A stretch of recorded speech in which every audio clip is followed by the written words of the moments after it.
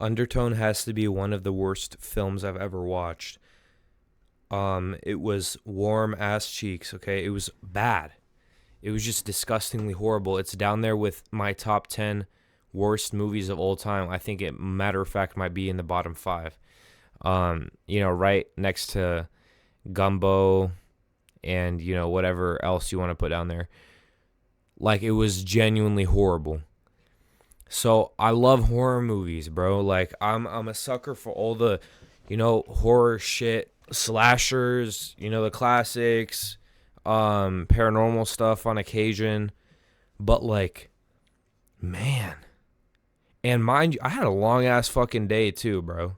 Long ass day.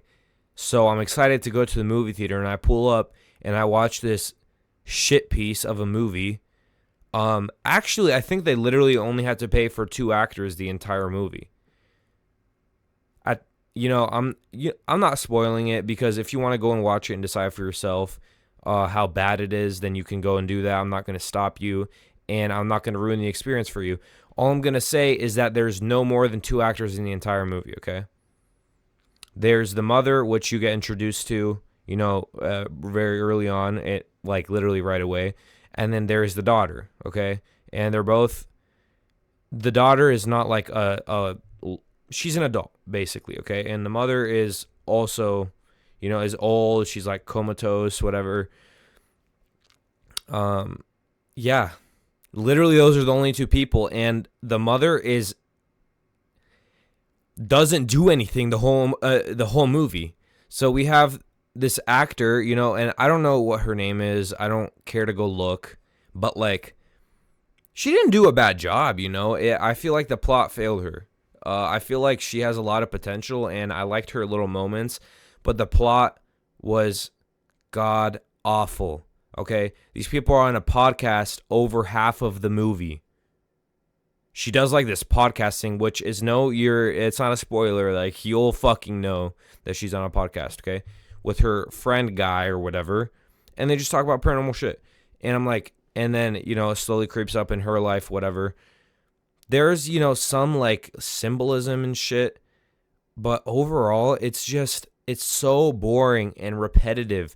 I've watched an uncountable amount of movies. Every time a movie comes out, I go and watch it, okay? I'm just like, I love movies. I'm a movie guy, whatever. Film dude, film bro. But mind you, bro, I've never taken out my phone during a movie, okay? Never, ever. I will fall asleep before I do that. I was so bored, I couldn't even fall asleep. I was like, holy shit, when am I going to get out of this hellhole of a theater?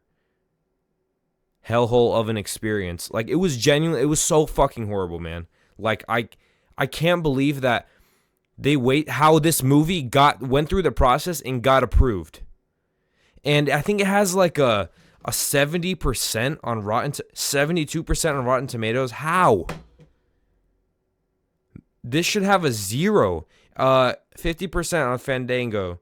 6.3 out of 10 on IMDb, and 3 out of 5 on Letterboxd. That's high, man. That's way too high for this shit piece of a movie. 1 hour and 30 minutes. There wasn't even enough substance to make it over 90 minutes. Like, it was a short film. That's a short film, bro. Like, I don't care what you say. It's so bland, and you never get a proper introduction to, the other characters that are, if you could even call them that are in the movie. You're just so focused on her and what she's going through and what she's doing in her situation with her mother. All right. And filming wise, like the shots and stuff, it was just like corny. Okay. It was just like a corny experience, because these shots are like so like, the movie was very predictable. I'm just going to say that. You will probably be able to guess what happens. Okay.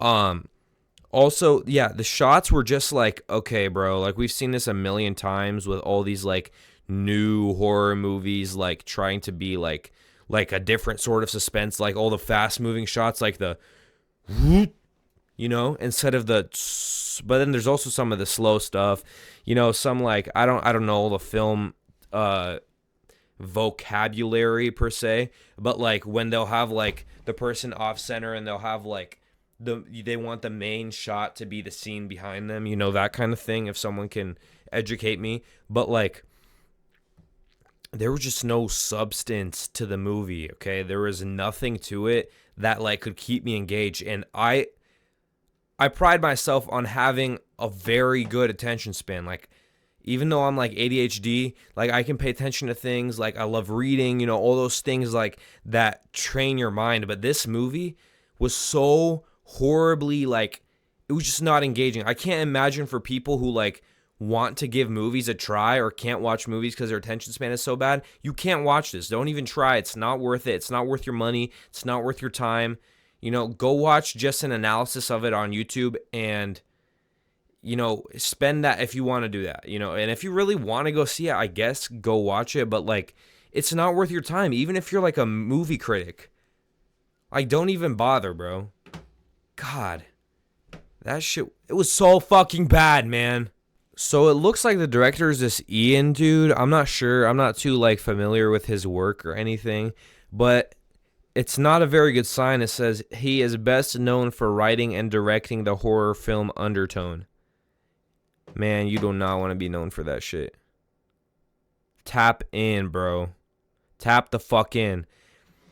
You can tell this is a very low, it seems like a very low budget movie too.